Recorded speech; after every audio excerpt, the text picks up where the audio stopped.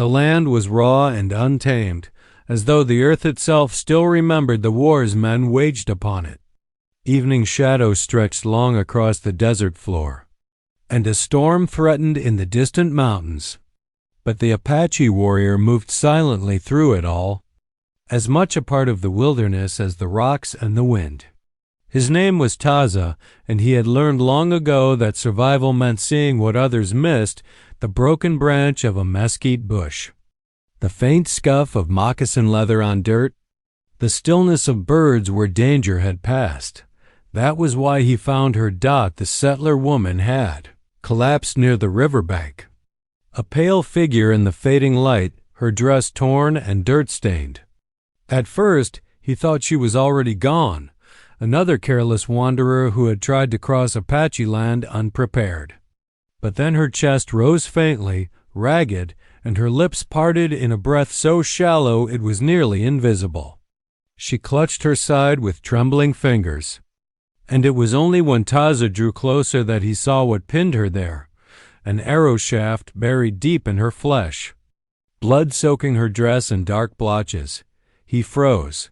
She was White, his people's enemy, a stranger who belonged to those who had brought grief and ruin to his family. His first thought was to leave her. Nature would finish what the arrow had begun. He owed her nothing.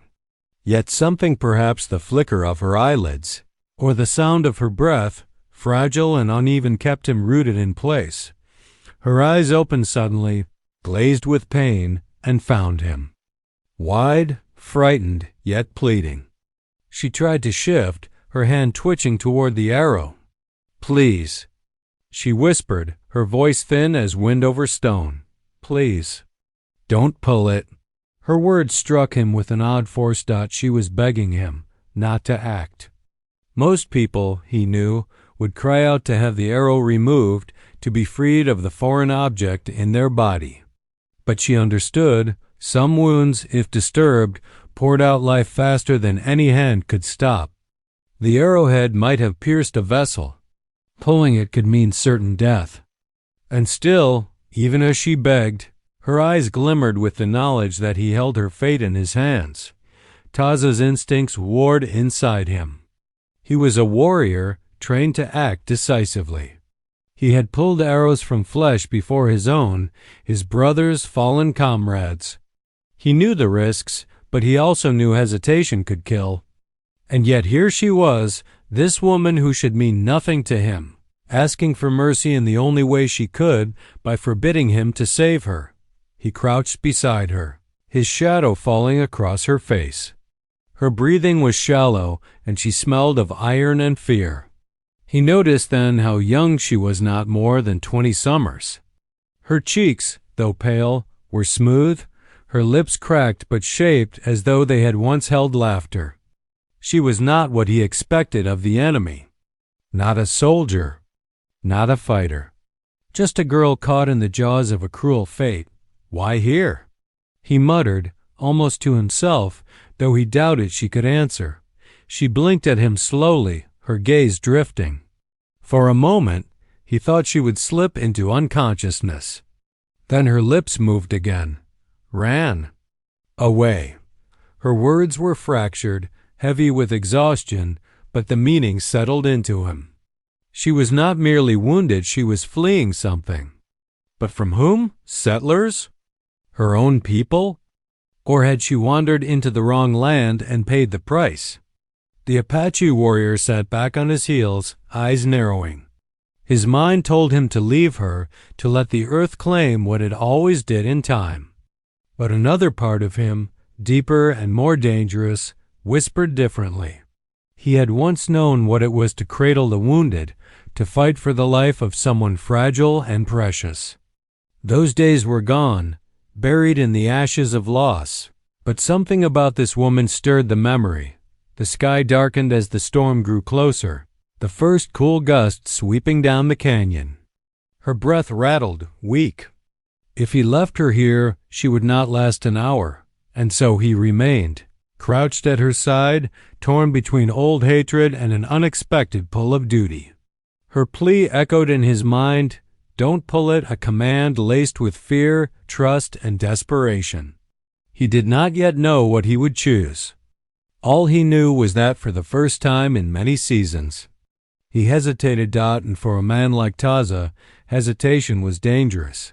The storm crept closer, rolling across the canyon like a herd of buffalo, its thunder rumbling low and menacing.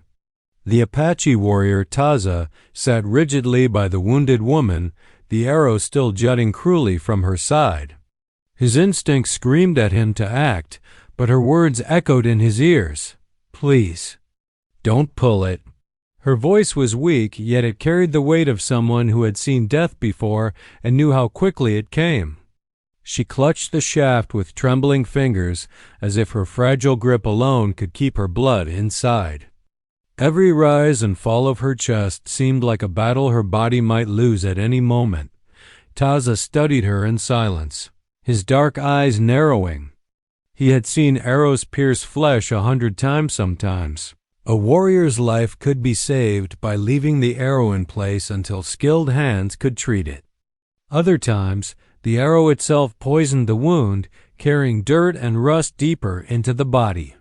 Both truths warred in his mind. You will die, he said finally, his voice low, almost a growl.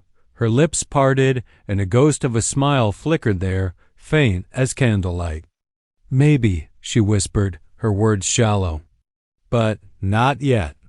Not here. Her stubbornness surprised him. Even at the edge of death, this woman, this stranger clung to life with a quiet, fierce dignity. She was not begging for mercy anymore. She was bargaining with fate, with him, with herself. The wind rose, carrying sand against his skin, stinging like tiny blades. He had to decide. If he left her, the storm would bury her. If he pulled the arrow, her blood could flow out too fast. If he did nothing, she would slip into darkness before dawn. Taza's jaw tightened. He remembered when he had been on the ground like her, long ago. An arrow had found his thigh, and his brother had been the one to pull it. The memory came unbidden, his brother's steady hands, his voice whispering words of courage. That brother was gone now, taken by war. Yet the memory lingered like a ghost, reminding him that sometimes hesitation was the cruelest choice. Still, he could not ignore her plea. Her eyes, pale as riverstone, met his again.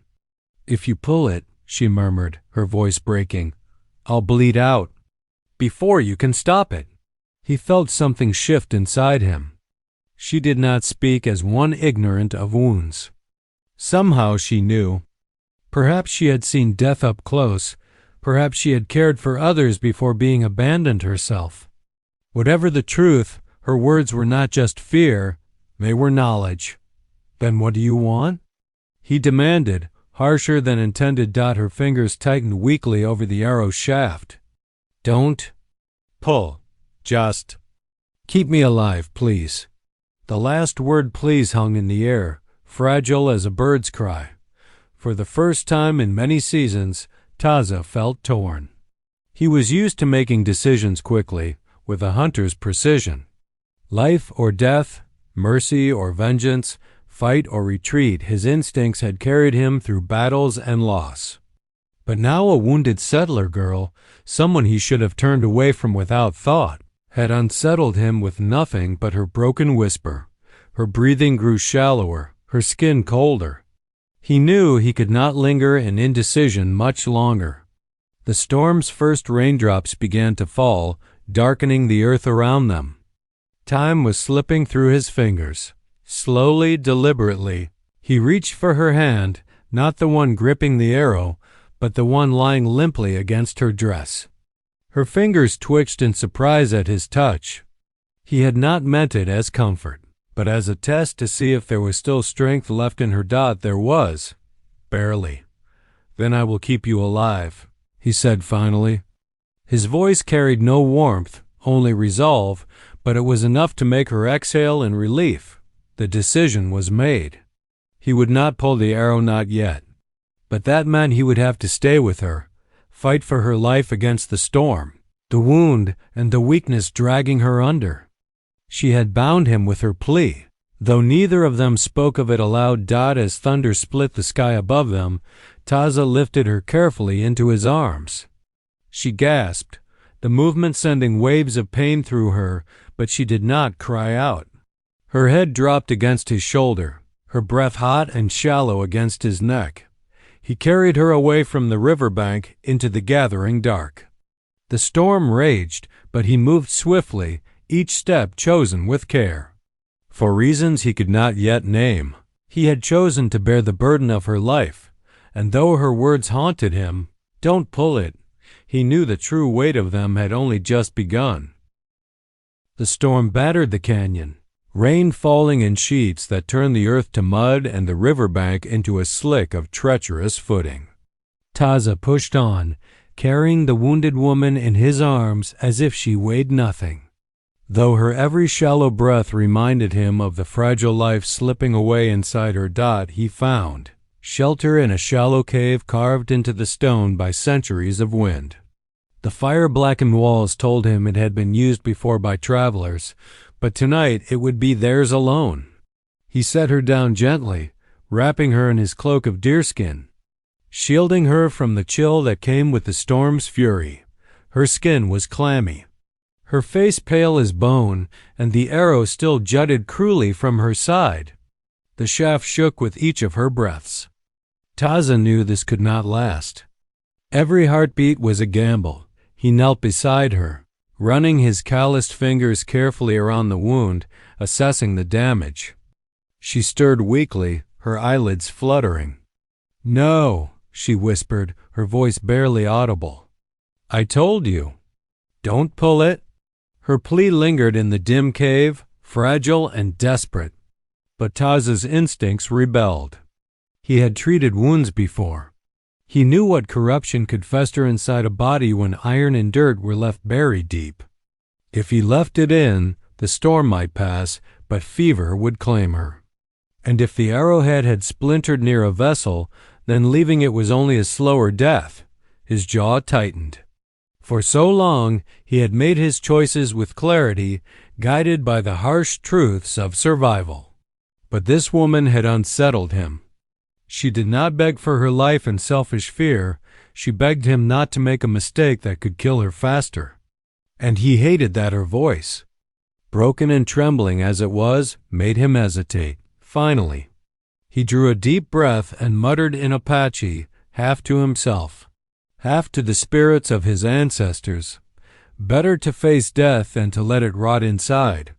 With that, he gripped the shaft. Her eyes widened, horror flashing through them, and she tried to lift her hand. But she was too weak to stop him. Her broken whisper tore at the air. "Please don't," but the warrior did. With one swift motion, Taza pulled the arrow free.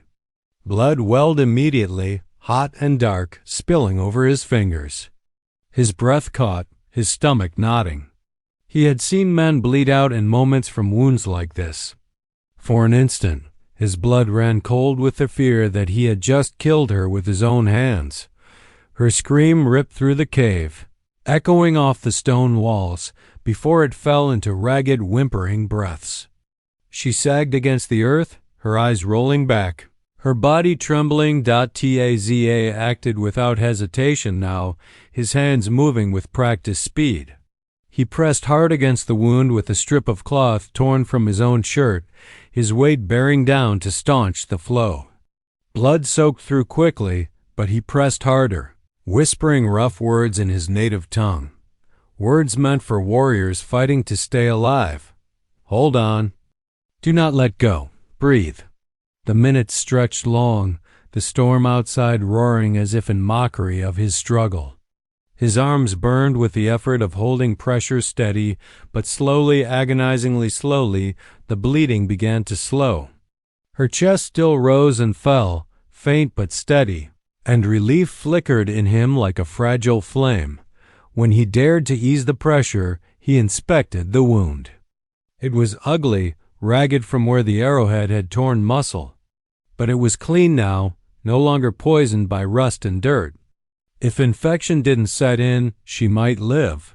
He leaned back against the stone wall, chest heaving with the weight of what he had done. His hands were stained red, her blood dripping onto the cave floor.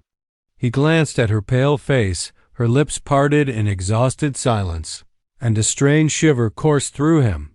He had defied her plea. He had ignored her fear. And yet, in doing so, he might have saved her life or ended it. The burden of that choice pressed heavy on him, heavier than the storm outside. For a moment, he let himself look at her not as an enemy, not as a burden, but as a woman lying between life and death because of him. Her face, drawn and pained, still held a quiet strength even in unconsciousness. Something about it stirred an ache in his chest. Something long buried and dangerous. Taza set his jaw and began preparing herbs from the pouch he carried, determined to fight whatever sickness might come. He would not let her die, not now, not after choosing to pull the arrow. Still, her whispered plea haunted him. Don't pull it, and though his hands worked with steady skill, his heart carried the weight of her words, and the chilling fear that when she woke, if she woke, she might hate him for the choice he had made. The storm raged through the night, hurling sheets of rain against the canyon walls. But inside the shallow cave it was another kind of storm, one of blood, sweat, and fear. Taza's cloak was soaked red where it pressed against the woman's wound, his fingers stiff from holding pressure for so long. Every time he loosened his grip to change the dressing, fresh blood welled up. And every time his stomach clenched in dread, the woman drifted in and out of consciousness, her face pale as ash, lips cracked and trembling. Sometimes she whimpered softly, words fractured and lost in the storm's roar. Other times her eyelids fluttered open, her gaze cloudy yet filled with pain and accusation. And always, like a ghost haunting him, her broken voice echoed in his head. Please, don't pull it. He had done it anyway, and now he was paying for that choice with every drop of her blood staining his hands. He tore strips from his own shirt, binding them tightly around her waist, forcing the wound closed as best he could. His motions were quick, practiced, born of years tending battlefield injuries, but for the first time in years his hands shook. He muttered to himself in Apache, calling on the spirits of his ancestors, on the memory of his brother who had once pulled an arrow from his thigh and saved him. Guide my hands. Don't let her die. But even as he worked, doubt gnawed at him. What if she was right? What if pulling the arrow had sealed her fate? Her breathing hitched suddenly, shallow and uneven. Panic clawed at his chest. He tipped her head gently back, lifting a water skin to her lips. She swallowed weakly, a few drops sliding down her chin. Her eyes flickered open then, glassy but searching, and her hoarse voice rasped. You shouldn't have. The words cut him deeper than any blade. He wanted to tell her she was wrong, that leaving the arrow in would have killed her faster, that he had saved her, not doomed her. But the truth was, he didn't know. Not yet. You will live, he said firmly, forcing strength into his voice even though he felt none. I won't let you go. She gave a weak, humorless laugh that dissolved into a cough. Not your choice. For a moment, silence filled the cave except for the storm's thunder and the ragged sound of her breaths. Taza pressed his palms hard against the bandages, feeling the warmth of her blood seeping through. His own chest tightened, a cold dread spreading through him. He was a warrior who had faced death without fear, but this, watching life slip away under his hands, left him hollow and powerless. Desperation drove him to act. He dug into the small pouch tied at his belt, pulling out dried herbs, roots, and a small stone vial of crushed willow bark. With practiced motions, he chewed the bitter roots to release their healing oils, then pressed the mixture into the wound, binding it tightly with fresh strips of hide. The pungent smell of sage and cedar smoke filled the cave as he lit a small fire to purify the air. his mind racing through every lesson of healing passed down from his people. The hours stretched long. She tossed in fevered half-sleep, whispering words he couldn't always understand, names he didn't know, pleas half-formed. Once, her hand reached out blindly, gripping his wrist with surprising strength. Her touch was cold, trembling, but it anchored him in that moment, proof she still clung to life. Tiazia leaned close, his voice low and steady. Stay. Do not leave this world yet. Your fight is not finished. Whether she heard him or not, he couldn't say, but she did not let go of his wrist until sleep finally dragged her under again. When at last the storm broke and dawn's pale light crept into the cave, Taza sat slumped against the wall, exhaustion weighing him down. His hands were raw, his chest hollow from the endless battle to keep her alive. Yet she still breathed, faint but steady. Relief washed over him, but it was not pure. It carried the bitter taste of guilt. He had defied her plea. He had pulled the arrow, and though she lived for now, her words haunted him still. And deep in his chest, beneath the warrior's armor of resolve, another realization took root, a dangerous one. This woman was no longer just a wounded stranger. She had become his responsibility, and if she died, her ghost would never let him go. The fire crackled low in the darkened night, sending faint sparks upward toward the star-filled sky. Yet for Cale, the Apache warrior, there was no warmth left in the flames. His hands trembled against the weight of the bloodied arrow shaft. And though his body had weathered battle and hardship before, this moment stripped him raw. He stared at the woman before him, Evelyn, the settler's daughter who had once been nothing more than a figure on the other side of a cultural divide. Now she was bleeding, pale, her breath shallow. Her earlier words echoed in his ears like a haunting refrain. Please, don't pull it. He had pulled because every instinct in him said he must. And now his blood ran cold with the realization of what he had done. The shaft had slid free from her flesh, but with it had come a gush of crimson, darker than night. Her body shuddered and her lips moved as if whispering something too faint to hear. Cale pressed his hand to the wound, but it felt like trying to stop a river with bare palms. His breath quickened, fear gripping him in a way he had never felt, not in war, not in exile, not even when death had brushed his own shoulders. For the first time in his life, Cale realized the depth of his own helplessness. Warriors were trained to act without hesitation, to kill without remorse, to protect their people even at the cost of their own lives. But this was different. This was one woman, fragile yet fierce, who had defied him, challenged him, and somehow carved her way into his soul. If she died, it would not be just another casualty, it would be his fault. Stay with me, he whispered harshly, pressing harder on the wound. Don't you close your eyes. Don't you dare. His voice broke, the edge of command blunted by desperation. Evelyn's eyelids fluttered, her pale lashes damp with tears. She gave a small, broken laugh that sounded more like a sob. Bossy. Even now. That single sound, a ghost of her fire tore through him. He felt anger, not at her, but at himself. How had he misjudged the danger? He should have waited, should have listened to her plea. She had known something he had ignored, and now she was paying the price. The weight of guilt settled heavy on his chest. He lifted his eyes to the heavens, a silent curse forming in his mind. His people believed the spirits watched over every man and woman, guiding fate's hand. But tonight, Cale wondered if the spirits had abandoned him.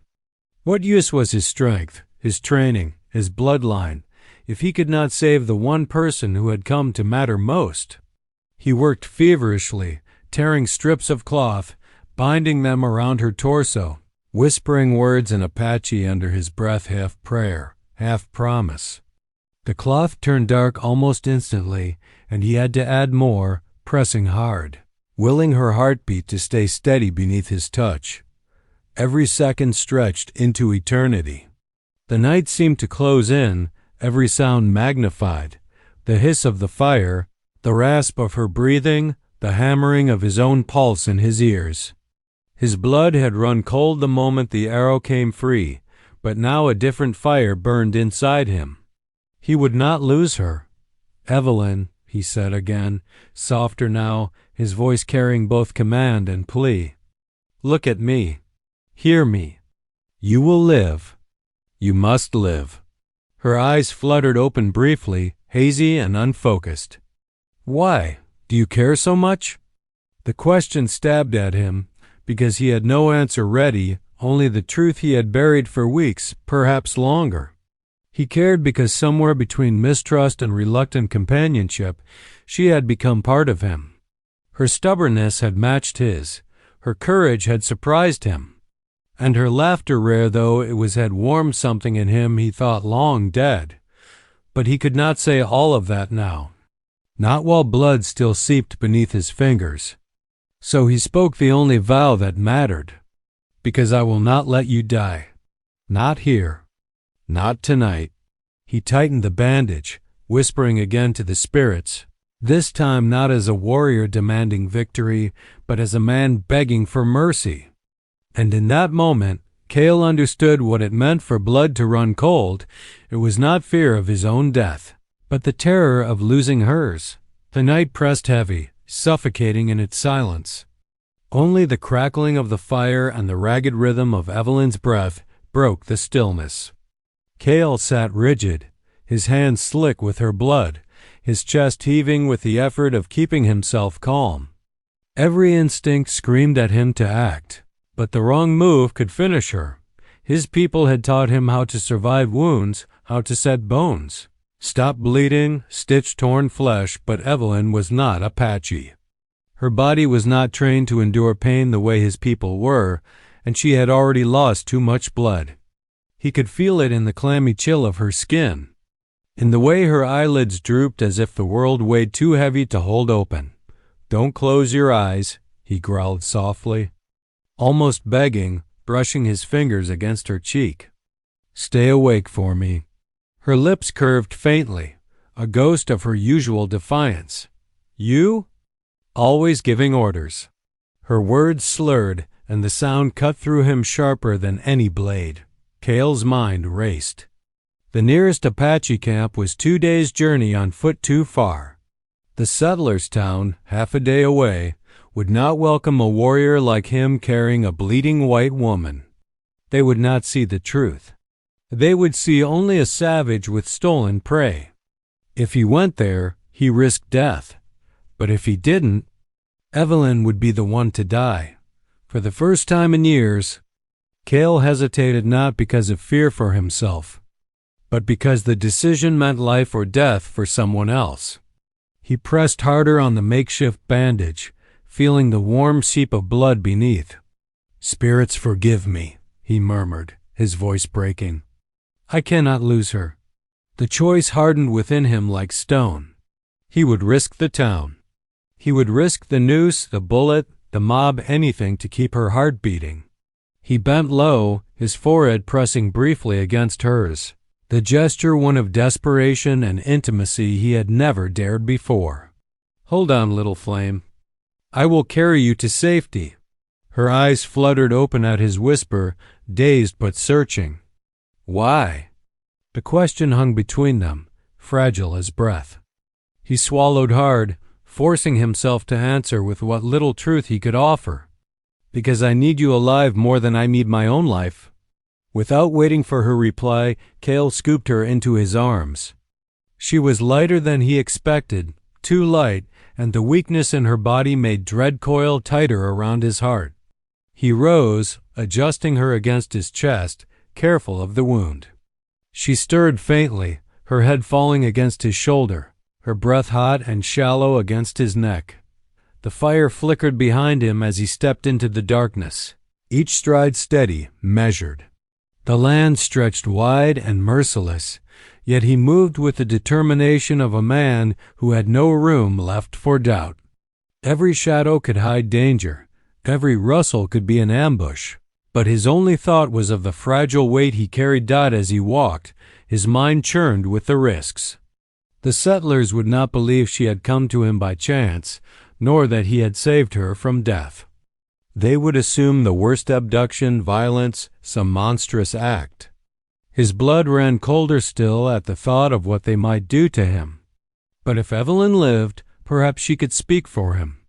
Perhaps she would tell them the truth, and if she didn't, then at least he would know he had not failed her. The moon broke free from the clouds, casting a silver path before him.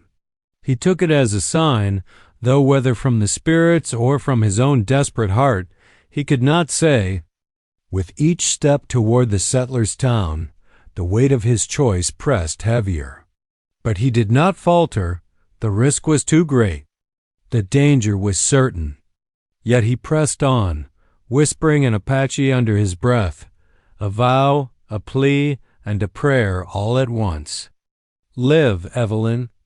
Live, and let them see you are not my prisoner, but my reason. And so the Apache warrior carried her into the unknown, his resolve forged in fear, love, and the kind of hope that could either save them both or destroy everything. The first gray light of dawn stretched across the horizon as Cale approached the outskirts of the settlers' town. His muscles burned from the long night's trek, but he did not slow. Evelyn lay limp against his chest, her body frighteningly still except for the faint rise and fall of her breath. Every step he took carried the same thought, just a little farther. Just hold on, the town was waking. Thin trails of smoke rose from chimneys, and the distant clang of a blacksmith's hammer rang through the air. Dogs barked, horses snorted, and shutters creaked open as people began their day. Cale's jaw tightened. He knew what they would see when he entered: an Apache warrior, tall and fierce, blood on his hands and a wounded white woman in his arms. They would not ask questions first. They would act. Still, he pressed forward. His blood had run cold the night before when Evelyn bled in his arms, but now it burned hot with determination. He would not let her die on his watch. The first settler to notice him was a boy no older than 12. The lad froze, his pail of water sloshing as he stared wide-eyed at the warrior striding down the dirt road. Then the boy shouted, "Indian! He's got a woman!" The word spread like wildfire. Doors banged open, men poured into the street with rifles in hand, and women gasped, pulling their children close. A wall of suspicion rose before Cale instantly. "Hold!" A gruff voice barked. The town sheriff stepped forward, a burly man with a pistol already drawn. His eyes narrowed at the sight of Evelyn in Cale's arms. "What have you done to her, savage?" Cale didn't flinch. His voice carried the weight of command, though it cracked with urgency. "She's hurt. Arrow. Needs your doctor." He adjusted Evelyn slightly, making her face visible to them. "She lives still, but not for long if you waste time." The townsfolk murmured, their eyes darting between the pale, bleeding woman and the Apache who carried her like something precious. A few lowered their rifles uncertainly, but suspicion still burned hot. The sheriff's gaze hardened. "You expect us to believe you didn't do this? That you're here to save her?" Cale's temper flared, but he forced it down. Now was not the time for pride. He dropped to one knee slowly, showing he bore no weapon. Lowering Evelyn into view so they could see the blood-soaked bandages, the desperate rise and fall of her chest. "Believe what you will. Just save her." His voice broke, raw and unguarded. "Please." The crowd hesitated until Evelyn stirred. Her eyes cracked open, unfocused but determined. With what strength she had left, she rasped out a few words. "He saved me." The sheriff froze. The crowd fell into uneasy silence. For a moment, even the air seemed to hold its breath. Then an older woman, the town's midwife, pushed through the line of men with rifles. "Out of my way!" she snapped, her apron already stained from years of tending the sick. She bent to examine Evelyn, her sharp eyes missing nothing. "She's bad off. Needs care right now." She looked at Cale, and though suspicion lingered, she nodded curtly. "Bring her inside." The sheriff shifted uneasily. "Ma'am," I said now. The woman barked. "Do you want her blood on your hands while you argue over skin color?" Cale rose again, cradling Evelyn close, and followed the midwife toward a small house at the edge of town. Rifle still tracked his every step, and he knew he walked a razor's edge one wrong move and they'd gun him down. Yet, in that moment, none of it mattered. Evelyn's weak hand had curled faintly against his chest as if clinging to him, and that small act of trust fueled every step forward. Inside the house, the midwife cleared a table, barking orders for water, clean linens, and her satchel of herbs. "Lay her here." Cale did, carefully, his large hands reluctant to let go. For the first time since the ordeal began, a flicker of hope stirred in his chest. She was in the care of someone who could help. But the tension in the room did not ease. The sheriff stood in the doorway, gun still in hand, his eyes locked on Cale. "You'll answer for this when she's stable," he warned. Cale met his gaze, unflinching. "So be it. Just keep her alive." And as the healer set to work and the townsfolk whispered outside, Cale stood like a sentinel, every nerve taut, torn between suspicion that could erupt any second and the fragile hope that Evelyn might yet live. The air inside the midwife's home smelled of herbs, iron, and fear. Evelyn lay on the wooden table, her face ghost pale, her breath shallow, every rise and fall of her chest a fragile miracle. The midwife worked with sure, practiced hands, stitching, pressing, murmuring words of comfort, even as sweat beaded on her brow. Cale stood nearby, every muscle coiled, his hands still stained with her blood. The townsfolk's voices filtered through the walls, angry and fearful, like a storm gathering outside. Rifles clicked. Boots shuffled. And over it all, the sheriff's voice barked orders, keeping the crowd restless but contained. The healer glanced up at Cale once, her expression a mix of suspicion and something softer. "She's fighting. That's the only reason she's still breathing." She tightened the bandage around Evelyn's side. "But she need rest. Days, weeks maybe. No lifting, no stress." Cale nodded, though the weight in his chest didn't ease. He had brought her here to save her life, but in doing so, he might have doomed himself. The door creaked open, and the sheriff stepped in, his pistol holstered, but his hand never far from it.